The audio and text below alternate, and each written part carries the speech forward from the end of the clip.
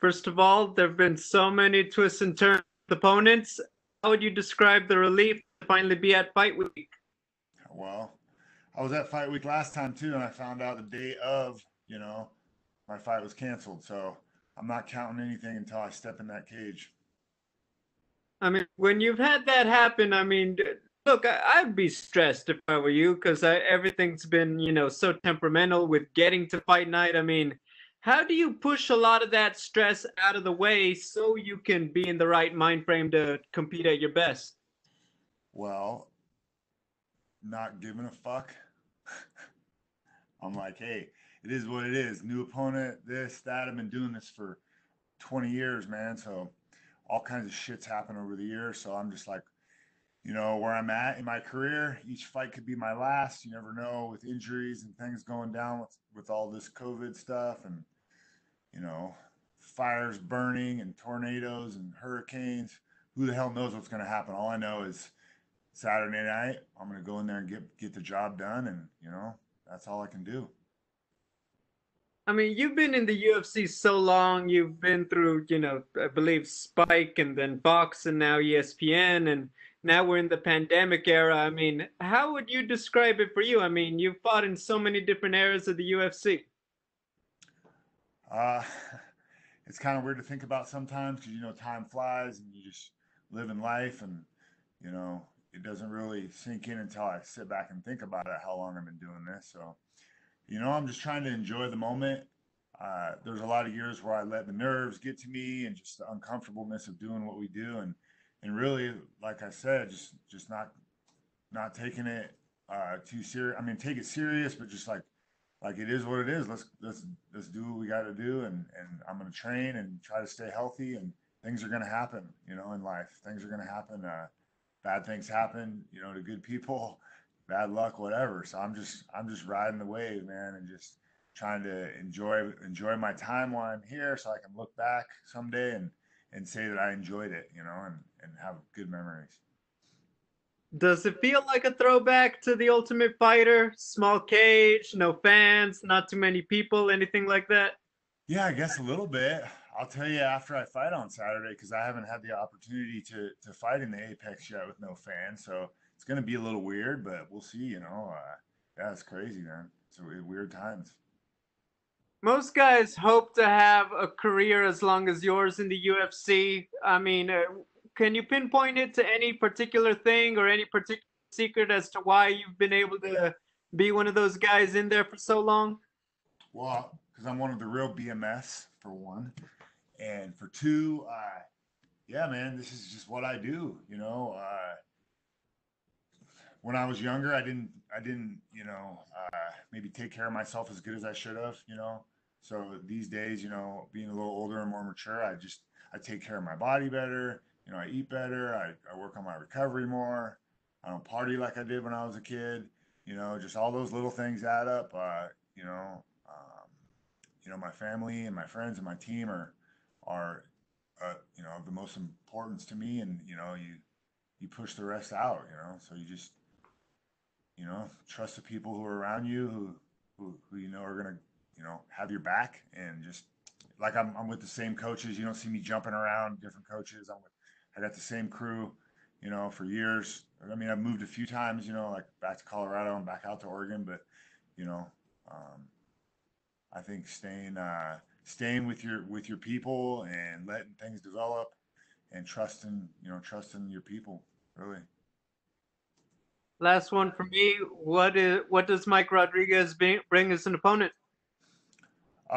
He's got some youth, he's got some height, he's a left-handed guy, so it's a little different than some other guys I've fought. Uh, I'm excited for the fight. He likes to get in the clinch and battle, and so do I. So I think we're gonna have some fun and give the crowd and everybody an awesome fight. So I'm really excited to get in there. Mike seems like a nice guy, which is cool. I'm not like an angry type of fighter guy, so it's cool to like be a sportsman and go in there and not really have animosity towards a guy. Sometimes I compete better like that. So it's kind of it's good. I'm excited for the fight. Thank you, Ed. Good luck. Ciao. And we will take our next questions from Danny Segura with MMA Junkie.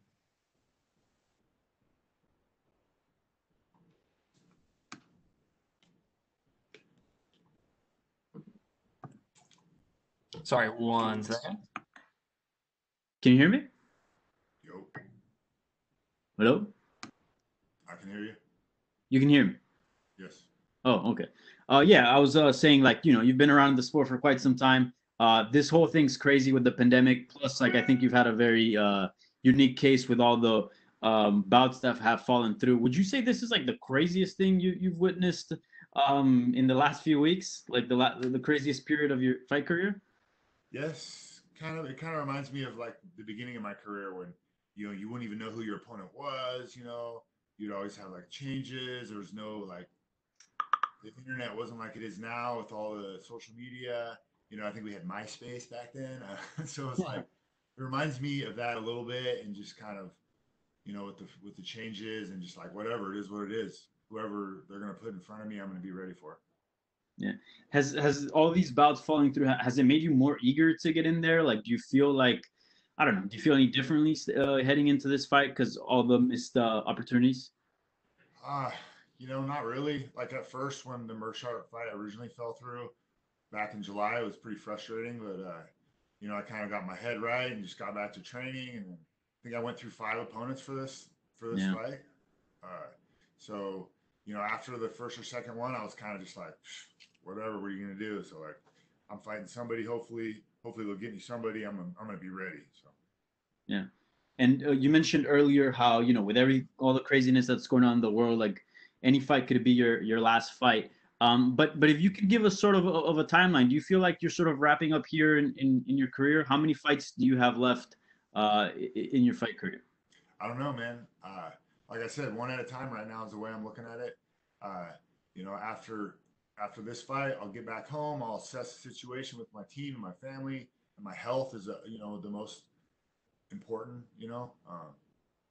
So as long as I can compete at this level and stay healthy, I'm gonna keep doing it, man. I'm finally making some good money, so I'm gonna try to keep stacking chips until it's the end. For sure. And is it like a thing where you're just willing to fight anybody, or do you kind of have like a bucket list and certain things you want to accomplish, or certain fighters you'd like to fight? It don't matter to me. I'll fight anybody really. You know, I used to care about the rankings and try to work my way up the rankings and all this stuff, but today with all this craziness, I feel like none of that even matters, man. It's like who's healthy and who's ready to fight. So obviously, I'd like to work my way up the rankings and get another title shot. If those are in the cards and I can keep making a run here, freaking awesome, man. So it is what it is, man. I'm trying to just take it one fight at a time, which for me it helps me mentally. I don't put as much stress on myself that way. Um, so just enjoying the moment and here to kick some ass until I can't do it anymore. For sure. All right, man. I appreciate the time. Best of luck this weekend. Right on. And we will take our next set of questions from Stephen Morocco with MMA Fighting. Hey, Ed, how has ATT Portland been affected by the fires? By the fires, I heard the power was out and for a couple days or a day maybe because we had some windstorms going on and stuff too. Um, but I don't think the fires have affected the gym. You know, there's a lot going on in our city right now, so um, it's crazy times, crazy times. Did you get out of town before the crap really hit the fan? Like with the fires and the windstorm, kind of Yeah. yeah. It was pretty windy the day I left. The plane was rocking around. It was kind of a little scary, but um, the fires didn't really start happening until like pretty much the day I left. I think. Um, all that other chaos going on, like in Portland and stuff, has been going on for a while. So. Yeah. Correct me if I'm wrong, but don't you have family in Washington? Have you or your family been affected by any of these fires or displaced by them? So I live actually in Vancouver, Washington, which is just a suburb of Portland, Oregon. So I train in both states. I like depending on what I'm doing. But I have tons of family all over. Nobody's been directly affected. I have a lot of friends who are under like level 2 evacuations. I have some other friends who have already evacuated, so it's definitely affecting the community and people that I know and stuff like that. But direct family members, no, not yet. My dad lives out in the country a little bit, so I'm a little worried about him because he's a little older and stuff. But yeah, it's pretty sad, man. People are losing their homes, people are losing their lives. Uh, it's really sad to see. How would you describe your 2020 overall? 2020 has been pretty fucked, man. I've had 3 full fight camps and I haven't fought yet.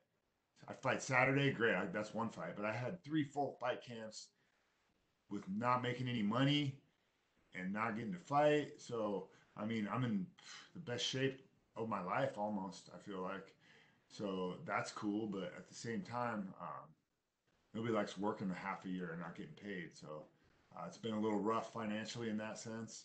And then again, with all the, the rioting and just all the chaos between people, like politics, splitting families apart. Like me and my brother don't even talk.